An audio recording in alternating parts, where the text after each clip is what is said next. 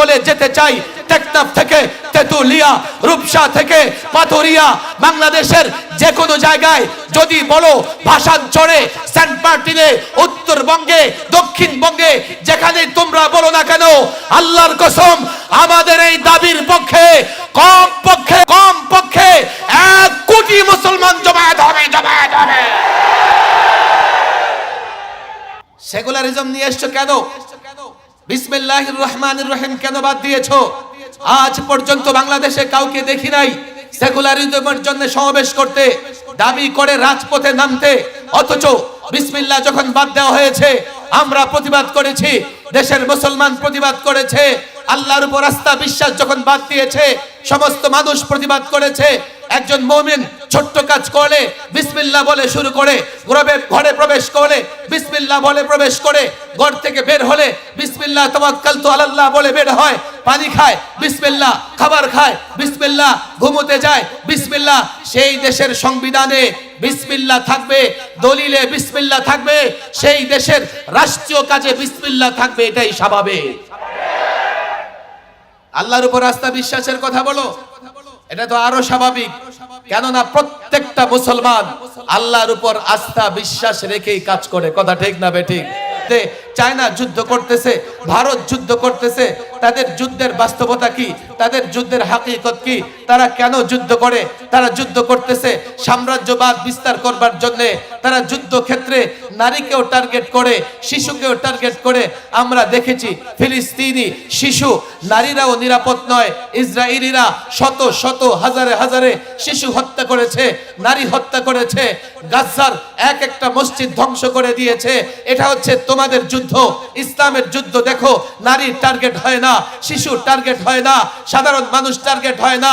ইসলামের প্রত্যেকটা বিষয় সুন্দর, নামাজ সুন্দর, রোজা সুন্দর, যাকাত সুন্দর, ইসলামের মুআমালাত সুন্দর, বিচার ব্যবস্থা সুন্দর, আদব আখলাক সুন্দর, অনুপম ইউনিক। ইসলামের জিহাদও সুন্দর। তোমরা নোংরা, তোমাদের যুদ্ধ নোংরা, তোমরা সাম্রাজ্যবাদী, তোমাদের যুদ্ধ জুলুম, অন্যায় অত্যাচার, তোমার যে যুদ্ধ সন্ত্রাস। আল্লাহর কসম, এজন্য যুদ্ধ নয়, আমরা জিহাদ বলে থাকি। ছাত্র সমাজ বুঝবার চেষ্টা করো, এই জাতিকে যৌক্তিক জায়গা থেকে জিহাদ বোঝাতে হবে। না হলে তুমি জিহাদের কথা বলবে, এই জাতির যুবকরা তোমাকে জঙ্গিবাদ বলবে। জাতিকে যদি জিহাদ বুঝাতে না পারো, তুমি জিহাদের কথা বলবে, জাতি তোমাকে উগ্রবাদী বলবে। তুমি জিহাদের কথা বলবে, জাতি তোমাকে সাম্প্রদায়িক কথা বলবে। অথচ পশ্চিমারা জিহাদিস্ট নামে জিহাদের বিরুদ্ধে যে প্রপাগান্ডা চালায়, তারা মূলত প্রত্যেকটা মুসলমানের অন্তর থেকে যুদ্ধের আকাঙ্ক্ষা, জিহাদের আকাঙ্ক্ষাকে দূর করে দিতে চায়। কেন জানো? তারা যদি তোমাদের ভেতর থেকে জিহাদের তামান্না, জিহাদের আকাঙ্ক্ষা দূর করে দিতে পারে, তারা জানে এই মুসলমান যদি জেগে ওঠে, কেন জানো, এক এক মুসলমানের বাচ্চা অ্যাটম বোমার পাওয়ার রাখে, অ্যাটম বোমার ক্ষমতা রাখে। এই মুসলমান যুবক যদি জিহাদের ময়দানে এক আল্লাহর উপর ভরসা করে ঝাঁপিয়ে পড়ে, ইহুদিদের রাজত্ব থাকবে না, পত্তলিকদের রাজত্ব থাকবে না, খ্রিস্টানদের রাজত্ব থাকবে না, সাম্রাজ্যবাদীদের রাজত্ব থাকবে না। এজন্য তোমাকে দমন করবার জন্য, তোমার ভেতর থেকে জিহাদের জজবা খতম করার জন্য তোমাকে সন্ত্রাস বলে, তোমাকে জঙ্গিবাদ বলে, তোমাকে মৌলবাদ বলে, তোমাকে সাম্প্রদায়িক বলে দমন করতে চায়। আর আমার মুসলমান যুবক না বুঝে তোমাকে জঙ্গিবাদ বলে, যদি তাকে বুঝাতে পারো, এক একটা যুবক, এক একটা মুসলমান সন্তান অ্যাটম পাওয়ার, অ্যাটম বোমার চাইতে শক্তিশালী, জিহাদের ময়দানে তোমার সঙ্গে ঝাঁপিয়ে পড়ে গোটা দুনিয়া মুসলমানদের সামনে টিকতে পারবে না।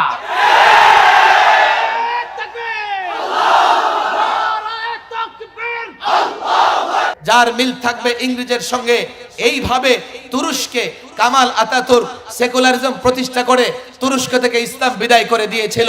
যদিও এখন মিস্টার এরদোগান এসে, যেই তুরস্কে কোরআন পড়া নিষিদ্ধ ছিল, এখন তুরস্কে রাষ্ট্রীয় অনুষ্ঠান শুরু হয় প্রেসিডেন্টের কোরআন তেলাওয়াতের মাধ্যমে। বাংলাদেশ হুজুর, তুরস্কের ইতিহাস তো শুনলাম, বাংলাদেশে সেকুলারিজমে আপনার সমস্যা কোথায়, আপনার মাথা ব্যথা কোথায়? তোমরা জানো 2011-তে সংবিধানে সেকুলারিজম আসছে, ভারতে শিক্ষা পাঠ্যক্রম শিক্ষা সিলেবাস প্রণয়ন করা হয়েছে। যেহেতু রাষ্ট্রের ধর্ম নাই, যেহেতু রাষ্ট্র ধর্মহীন, তাহলে শিক্ষায় ধর্ম থাকবে না। এজন্য তারা কি করলো? নবীদের জীবনীবাদ, সাহাবীদের জীবনীবাদ, মুসলিম লেখকদের জীবনীবাদ, এইভাবে শিক্ষা ব্যবস্থাকে সেকুলারিজমের মাধ্যমে তারা প্রণয়ন করে জাতির শিক্ষার্থী সন্তানদেরকে নাস্তিক মোরতাদ বানানোর ষড়যন্ত্র করেছিল।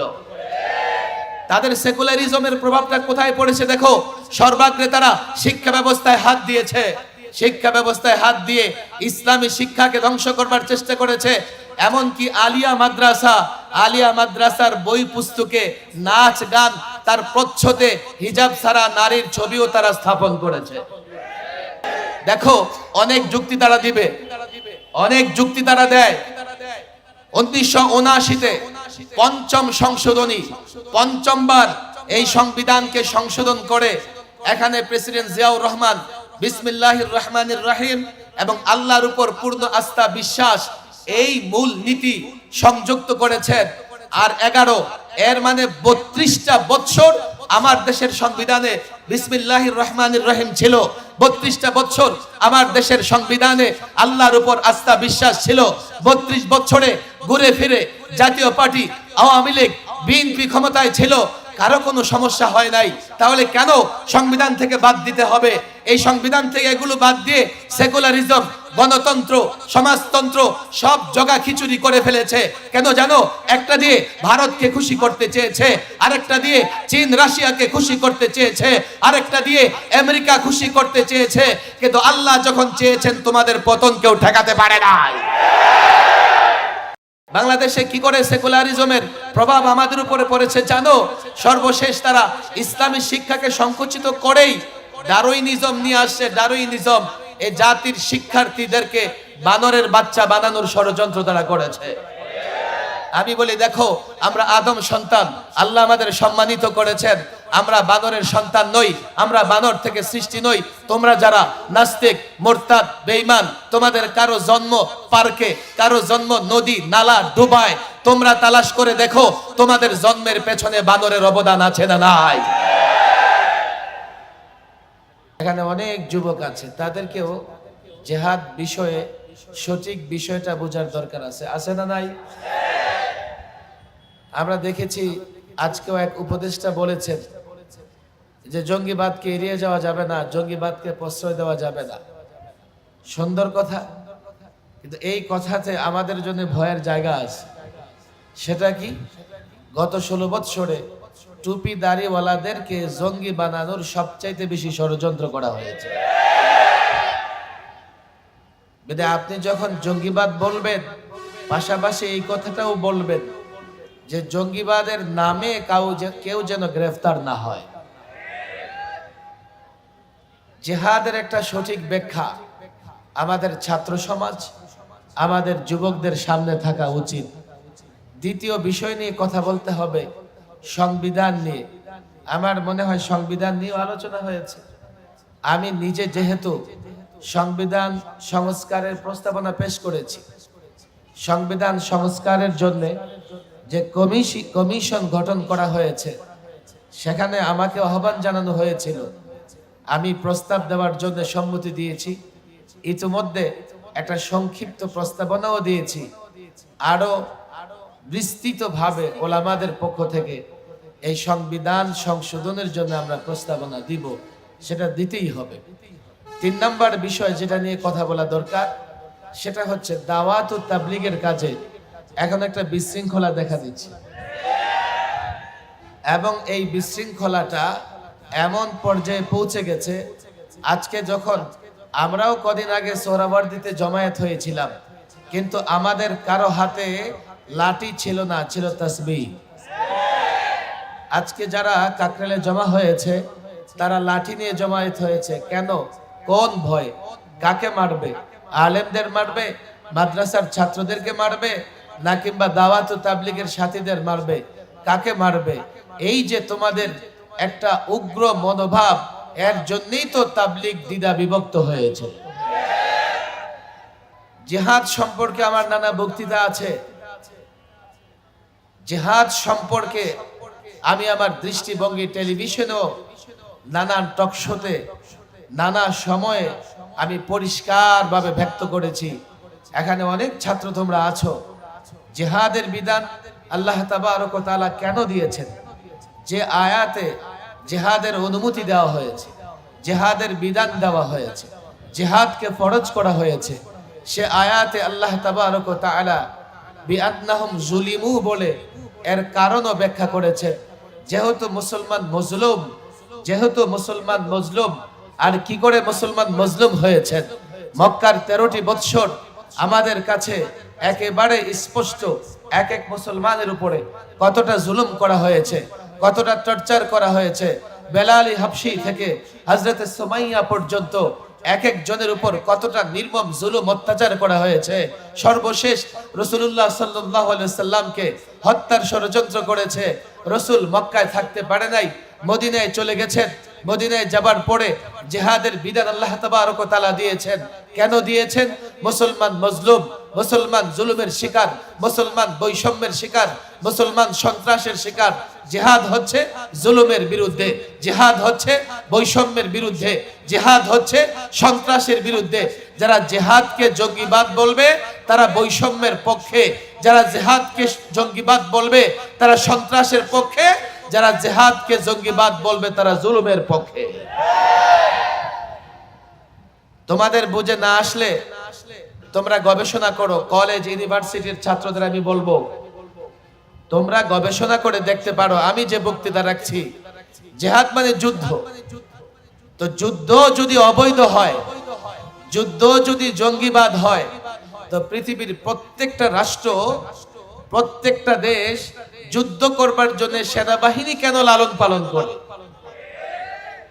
জিহাদ বা যুদ্ধ যদি অবৈধ হয়, যুদ্ধ যদি সন্ত্রাস হয়, যুদ্ধ যদি জঙ্গিবাদ হয়, তাহলে পৃথিবীর প্রত্যেকটা রাষ্ট্র যুদ্ধের জন্য কেন আধুনিক অস্ত্র তৈরি করে?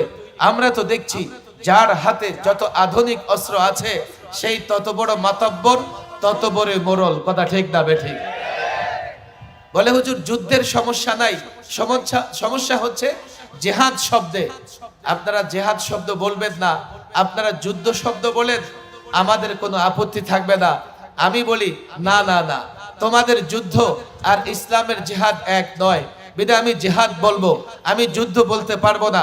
যদিও জিহাদ মানে যুদ্ধ, কেন আপনি জিহাদ বলবেন, কেন যুদ্ধ বলতে পারবেন না? তোমাদের যুদ্ধ কি? বর্তমানেও তোমরা যুদ্ধ করছো, সাম্রাজ্যবাদী শক্তিগুলো যুদ্ধ করতেছে, পৃথিবীর 50টা রাষ্ট্রে যুদ্ধ চলছে। এই যুদ্ধের চিত্র তোমরা দেখো, আর জিহাদের নিয়ম, জিহাদের ফর্মুলা দেখো। আজকে আমার হাতে লম্বা সময় নেই কথা বলবার মতো। জেনেভা কনভেনশনে এই রাষ্ট্রগুলো যখন যুদ্ধ করে, যুদ্ধের ময়দানে সৈনিক যদি আহত হয় তার চিকিৎসা, সৈনিক যদি বন্দী হয় তার নিরাপত্তা, যুদ্ধের ময়দানে অযোদ্ধা, নারী, শিশু, সাধারণ মানুষের নিরাপত্তার জন্য জেনেভা কনভেনশনে কিছু চুক্তি স্বাক্ষরিত হয়েছে। হ্যাঁ, এটা চুক্তি স্বাক্ষরিত হয়েছে, কিন্তু আমরা যদি দেখি রাশিয়া যুদ্ধ করতেছে ইউক্রেনের বিরুদ্ধে, আমেরিকা যুদ্ধ করতেছে নানা দেশের বিরুদ্ধে, চায়না যুদ্ধ করতেছে, ভারত যুদ্ধ করতেছে, তাদের যুদ্ধের বাস্তবতা কি? তাদের যুদ্ধের হাকিকত কি? তারা কেন যুদ্ধ করে? তারা যুদ্ধ করতেছে সাম্রাজ্যবাদ বিস্তার করবার জন্য। তারা যুদ্ধ ক্ষেত্রে নারীকেও টার্গেট করে, শিশুকেও টার্গেট করে। আমরা দেখেছি ফিলিস্তিনি শিশু, নারীরাও নিরাপদ নয়। ইসরায়েলিরা শত শত হাজারে হাজারে শিশু হত্যা করেছে, নারী হত্যা করেছে। গাজার এক একটা মসজিদ ধ্বংস করে দিয়েছে। এটা হচ্ছে তোমাদের যুদ্ধ। ইসলামের যুদ্ধ দেখো, নারী টার্গেট হয় না, শিশু টার্গেট হয় না, সাধারণ মানুষ টার্গেট হয় না। ইসলামের প্রত্যেকটা বিষয় সুন্দর, নামাজ সুন্দর, রোজা সুন্দর, যাকাত সুন্দর, ইসলামের মুআমালাত সুন্দর, বিচার ব্যবস্থা সুন্দর, আদব আখলাক সুন্দর, অনুপম ইউনিক। ইসলামের জিহাদও সুন্দর। তোমরা নোংরা, তোমাদের যুদ্ধ নোংরা, তোমরা সাম্রাজ্যবাদী, তোমাদের যুদ্ধ জুলুম, অন্যায়, অত্যাচার, তোমার যে যুদ্ধ সন্ত্রাস। আল্লাহর কসম, এজন্য যুদ্ধ নয়, আমরা জিহাদ বলে থাকি। ছাত্র সমাজ বুঝবার চেষ্টা করো, এই জাতিকে যৌক্তিক জায়গা থেকে জিহাদ বোঝাতে হবে, না হলে তুমি জিহাদের কথা বলবে, এই জাতির যুবকরা তোমাকে জঙ্গিবাদ বলবে। জাতিকে যদি জিহাদ বুঝাতে না পারো, তুমি জিহাদের কথা বলবে, জাতি তোমাকে উগ্রবাদী বলবে। তুমি জিহাদের কথা বলবে, জাতি তোমাকে সাম্প্রদায়িক কথা বলবে। অথচ পশ্চিমারা জিহাদিস্ট নামে জিহাদের বিরুদ্ধে যে প্রপাগান্ডা চালায়, তারা মূলত প্রত্যেকটা মুসলমানের অন্তর থেকে যুদ্ধের আকাঙ্ক্ষা, জিহাদের আকাঙ্ক্ষাকে দূর করে দিতে চায়। কেন জানো? তারা যদি তোমাদের ভেতর থেকে জিহাদের তামান্না, জিহাদের আকাঙ্ক্ষা দূর করে দিতে পারে, তারা জানে এই মুসলমান যদি জেগে ওঠে, কেন জানো, এক এক মুসলমানের বাচ্চা অ্যাটম বোমার পাওয়ার রাখে, অ্যাটম বোমার ক্ষমতা রাখে। এই মুসলমান যুবক যদি জিহাদের ময়দানে এক আল্লাহর উপর ভরসা করে ঝাঁপিয়ে পড়ে, ইহুদিদের রাজত্ব থাকবে না, পৌত্তলিকদের রাজত্ব থাকবে না, খ্রিস্টানদের রাজত্ব থাকবে না, সাম্রাজ্যবাদীদের রাজত্ব থাকবে না। এজন্য তোমাকে দমন করবার জন্য, তোমার ভেতর থেকে জিহাদের জজবা খতম করার জন্য তোমাকে সন্ত্রাস বলে, তোমাকে জঙ্গিবাদ বলে, তোমাকে মৌলবাদ বলে, তোমাকে সাম্প্রদায়িক বলে দমন করতে চায়। আর আমার মুসলমান যুবক না বুঝে তোমাকে জঙ্গিবাদ বলে যদি তাকে বুঝাতে পারো, এক একটা যুবক, এক একটা মুসলমান সন্তান অ্যাটম পাওয়ার, অ্যাটম বোমার চাইতে শক্তিশালী জিহাদের ময়দানে তোমার সঙ্গে ঝাঁপিয়ে পড়ে গোটা দুনিয়া মুসলমানদের সামনে টিকতে পারবে না।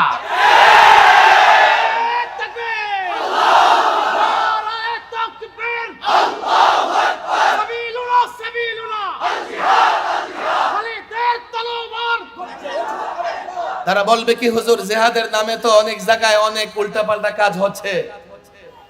আমি বললাম, জিহাদের নামে যদি কোথাও উল্টাপাল্টা কাজ হয়ে থাকে, যারা উল্টাপাল্টা কাজ করে তারা দায়ী। কথা ঠিক না বেঠিক?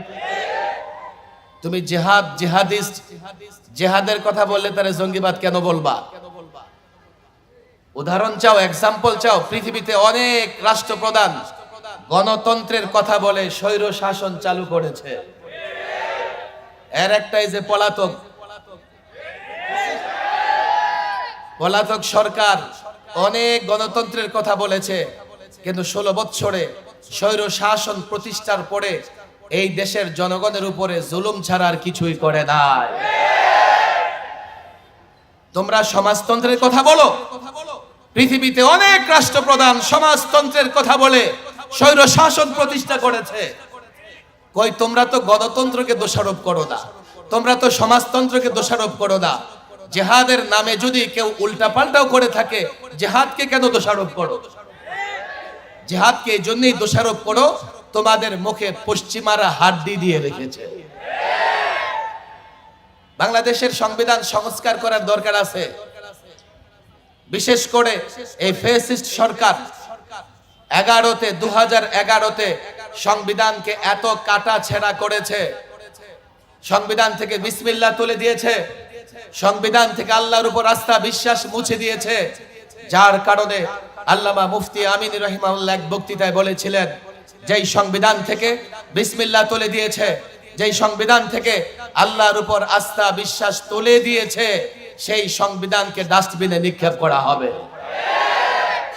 আল্লামা মুফতি আমিন রাহিমাহুল্লাহর বিরুদ্ধে রাষ্ট্রদ্রোহ মামলা হয়েছে। কেন তিনি সংবিধান নিয়ে কথা বললেন? কেন তিনি সংবিধান নিয়ে কথা বললেন? দেখো, ছাত্র সমাজকে আমি বলি, আমাকে বলা হয়েছে, হুজুর আপনি যেহেতু সংবিধান সংস্কার করতেছেন, আপনাকে তারা ডেকেছে, আপনি সংবিধান নিয়ে কথা বলবেন না। আমি বললাম, আমি যে সংবিধান নিয়ে কথা বলবো না, বলবেটা কে? আমাদের ছেলেরা তো সংবিধান নিয়ে পড়াশোনা করে না। যেই রাষ্ট্রে তুমি বসবাস করতেছো, সেই রাষ্ট্রের সংবিধান সম্পর্কে তোমার জানতে হবে, যাতে কখনো সুযোগ হলে তুমি সেই সংবিধান পরিবর্তন করে, সংস্কার করে একটা ইসলামী সংবিধান প্রণয়ন করতে পারো। দেখো, 71-এ রাষ্ট্র স্বাধীন হয়েছে, 72-এ সংবিধান প্রণয়ন হয়েছে। 72 সংবিধান প্রণয়ন করতে গিয়ে সংবিধানের মূল নীতিতে ওরা সেকুলারিজম নিয়ে এসেছে। বলে, হুজুর সেকুলারিজম কি জিনিস? অনেক যুবকরা সেকুলারিজম বুঝে না, ধর্ম নিরপেক্ষতাবাদ বুঝে না। এই জন্য সেকুলারিজমের বিরুদ্ধে আমরা যতটা ক্ষুব্ধ, এই যুবকরা ততটা ক্ষুব্ধ নয়। সেকুলারিজম বুঝতে চাও? আমি তোমাদেরকে 2টা উদাহরণ দেই। আমি সেকুলারিজমের সংজ্ঞায় যাব না। কামাল আতাতুর্ক তুরস্কে সেকুলারিজম প্রতিষ্ঠা করেছিল। সেকুলারিজম প্রতিষ্ঠা করবার পরে হিজাব নিষিদ্ধ, দাড়ি রাখা নিষিদ্ধ, কোরআন পড়া নিষিদ্ধ, তুরস্কের মুসলমানেরা গর্তের ভিতরে লুকায়া লুকায়া কোরআনে কারীম শিক্ষা করত, মসজিদগুলোকে মিউজিয়াম বানিয়ে ফেলেছিল। এমনকি তুরস্কের যে বর্ণ অক্ষর, এই অক্ষরগুলোর মিল ছিল আরবি অক্ষরের সাথে। এই কামাল আতাতুর্ক কি করেছে? কেন মিল থাকবে আরবির সঙ্গে? এটা তো একটা ধর্মের একটা প্রতীক হয়ে যায়, একটা ধর্মের সঙ্গে মিলে যায়, যার মিল থাকবে ইংরেজের সঙ্গে। এইভাবে তুরস্কে কামাল আতাতুর্ক সেকুলারিজম প্রতিষ্ঠা করে তুরস্ক থেকে ইসলাম বিদায় করে দিয়েছিল। যদিও এখন মিস্টার এরদোগান এসে, যেই তুরস্কে কোরআন পড়া নিষিদ্ধ ছিল, এখন তুরস্কে রাষ্ট্রীয় অনুষ্ঠান শুরু হয় প্রেসিডেন্টের কোরআন তেলাওয়াতের মাধ্যমে। বাংলাদেশ হুজুর, তুরস্কের ইতিহাস তো শুনলাম, বাংলাদেশে সেকুলারিজমে আপনার সমস্যা কোথায়? আপনার মাথা ব্যথা কোথায়? তোমরা জানো 2011-তে সংবিধানে সেকুলারিজম আসছে, 12তে শিক্ষা পাঠ্যক্রম, শিক্ষা সিলেবাস প্রণয়ন করা হয়েছে। যেহেতু রাষ্ট্রের ধর্ম নাই, যেহেতু রাষ্ট্র ধর্মহীন, তাহলে শিক্ষায় ধর্ম থাকবে না। এজন্য তারা কি করলো? নবীদের জীবনীবাদ, সাহাবীদের জীবনীবাদ, মুসলিম লেখকদের জীবনীবাদ, এইভাবে শিক্ষা ব্যবস্থাকে সেকুলারিজমের মাধ্যমে তারা প্রণয়ন করে জাতির শিক্ষার্থী সন্তানদেরকে নাস্তিক মোরতাদ বানানোর ষড়যন্ত্র করেছিল। তাদের সেকুলারিজমের প্রভাবটা কোথায় পড়েছে দেখো। সর্বাগ্রে তারা শিক্ষা ব্যবস্থায় হাত দিয়েছে, শিক্ষা ব্যবস্থায় হাত দিয়ে ইসলামী শিক্ষাকে ধ্বংস করবার চেষ্টা করেছে। এমনকি আলিয়া মাদ্রাসার বই পুস্তকে নাচ গান, তার প্রচ্ছদে হিজাব ছাড়া নারীর ছবিও তারা স্থাপন করেছে। বাংলাদেশে কি করে সেকুলারিজমের প্রভাব আমাদের উপরে পড়েছে জানো? সর্বশেষ তারা ইসলামী শিক্ষাকে সংকুচিত করেই ডারউইনিজম নিয়ে আসছে। ডারউইনিজম এই জাতির শিক্ষার্থীদেরকে বানরের বাচ্চা বানানোর ষড়যন্ত্র তারা করেছে। আমি বলি দেখো, আমরা আদম সন্তান, আল্লাহ আমাদের সম্মানিত করেছেন। আমরা বানরের সন্তান নই, আমরা বানর থেকে সৃষ্টি নই। তোমরা যারা নাস্তিক, মোরতাদ, বেঈমান, তোমাদের কারো জন্ম পার্কে, কারো জন্ম নদী নালা ডুবায়, তোমরা তালাশ করে দেখো তোমাদের জন্মের পেছনে বানরের অবদান আছে না নাই? সেকুলারিজম নিয়ে এসছো কেন? বিসমিল্লাহির রহমানির রহিম কেন বাদ দিয়েছো? আজ পর্যন্ত বাংলাদেশে কাউকে দেখি নাই সেকুলারিজমের জন্য সমাবেশ করতে, দাবি করে রাজপথে নামতে। অথচ বিসমিল্লাহ যখন বাদ দেওয়া হয়েছে, আমরা প্রতিবাদ করেছি, দেশের মুসলমান প্রতিবাদ করেছে। আল্লাহর উপর আস্থা বিশ্বাস যখন বাদ দিয়েছে, সমস্ত মানুষ প্রতিবাদ করেছে। একজন মুমিন ছোট্ট কাজ করলে বিসমিল্লাহ বলে শুরু করে, ঘরে প্রবেশ করে বিসমিল্লাহ বলে প্রবেশ করে, ঘর থেকে বের হলে বিসমিল্লাহ তাওয়াক্কালতু আলাল্লাহ বলে বের হয়, পানি খায় বিসমিল্লাহ, খাবার খায় বিসমিল্লাহ, ঘুমোতে যায় বিসমিল্লাহ। সেই দেশের সংবিধানে বিসমিল্লাহ থাকবে, দলিলে বিসমিল্লাহ থাকবে, সেই দেশের রাষ্ট্রীয় কাজে বিসমিল্লাহ থাকবে, এটাই স্বাভাবিক। আল্লাহর উপর আস্থা বিশ্বাসের কথা বলো, এটা তো আরো স্বাভাবিক। কেননা প্রত্যেকটা মুসলমান আল্লাহর উপর আস্থা বিশ্বাস রেখেই কাজ করে। কথা ঠিক না বেঠিক? দেখো, অনেক যুক্তি তারা দিবে, অনেক যুক্তি তারা দেয়। 1979-তে পঞ্চম সংশোধনী, পঞ্চমবার এই সংবিধানকে সংশোধন করে এখানে প্রেসিডেন্ট জিয়াউর রহমান বিসমিল্লাহির রহমানির রহিম এবং আল্লাহর উপর পূর্ণ আস্থা বিশ্বাস, এই মূল নীতি সংযুক্ত করেছেন। আর 11, এর মানে 32টা বছর আমার দেশের সংবিধানে বিসমিল্লাহির রহমানির রহিম ছিল। 32টা বছর আমার দেশের সংবিধানে আল্লাহর উপর আস্থা বিশ্বাস ছিল। 32 বছরে ঘুরে ফিরে জাতীয় পার্টি, আওয়ামী লীগ, বিএনপি ক্ষমতায় ছিল, কারো কোনো সমস্যা হয় নাই।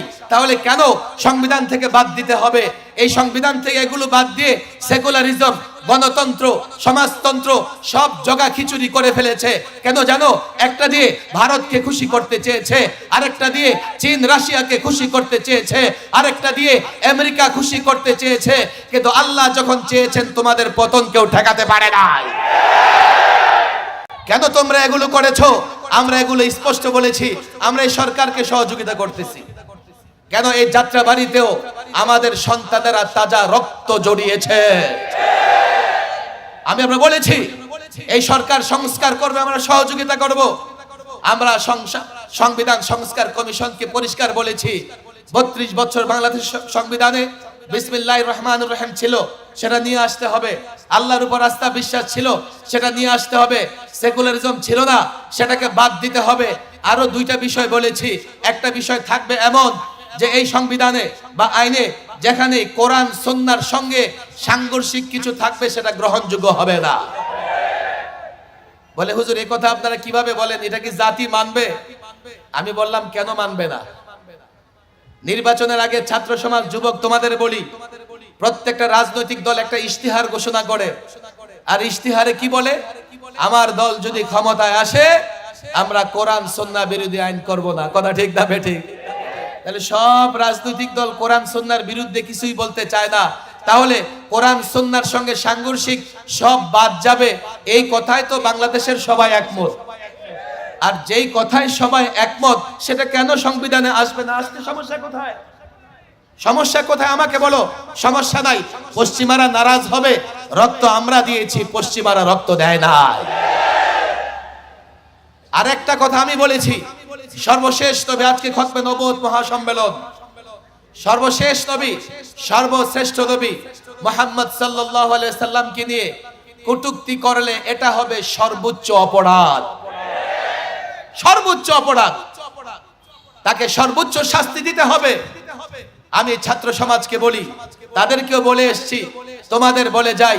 আমরা বলেছি দেখেন, আমরা যে দাবিগুলো জানাচ্ছি এটা সব রাজনৈতিক দল, কোন দল অস্বীকার করতে পারবে না, কোন মুসলমান অস্বীকার করতে পারবে না। যদি আপনারা মনে করেন না না না না, আপনাদের এই কথায় জনতা একমত নয়, আপনাদের এই কথা জনতা মানবে না, কি চান? গণভোট দেবেন, দেন। গণপরিষদ গঠন করবেন, করেন। আর যদি মনে করেন না না না, জনসমাবেশ, জনসমাগম দেখতে চাই, দেখতে চাই কতজন মানুষ বিসমিল্লাহ চায়, দেখতে চাই কতজন মানুষ আল্লাহর উপর আস্থা বিশ্বাস ফিরিয়ে আনতে চায়, আমি তাদেরকে বলেছি, তোমাদের বলে যাই, এটা রাজনৈতিক ইস্যু নয়, দলীয় ইস্যু নয়, মাদ্রাসা মসজিদের ইস্যু নয়, এদেশের 16 কোটি জনতার ইস্যু। আমি আবারও বলি, মিডিয়ার সামনে বলি, এই বিষয়গুলোর পক্ষে আপনারা যদি জনমত চান, আপনাদের আমরা সহযোগিতা করছি, সহযোগিতা করব, নিঃস্বার্থ সহযোগিতা করব। আমরা উপদেষ্টা হতে চাই না, আমরা কোনো পদ পদবি চাই না, আমরা সহযোগিতা করছি। রাষ্ট্র মেরামত করবেন, আমরা সহযোগিতা করতেছি। রাষ্ট্র সংস্কার করবেন। যদি মনে করেন আমাদের মতামতের পক্ষে লোকজন জড়ো করা দরকার, সমাগম ঘটাবার দরকার, জনসমাবেশ ঘটাবার দরকার, আমি পরিষ্কার বলি, তোমাদের বলে যেতে চাই, টেকনাফ থেকে তেতুলিয়া, রূপসা থেকে পাথরিয়া, বাংলাদেশের যে কোনো জায়গায় যদি বলো, ভাষাঞ্চলে, সেন্ট মার্টিনে, উত্তরবঙ্গে, দক্ষিণবঙ্গে, যেখানে তোমরা বলো না কেন, আল্লাহর কসম আমাদের এই দাবির পক্ষে কম পক্ষে 1 লক্ষ মুসলমান, কম পক্ষে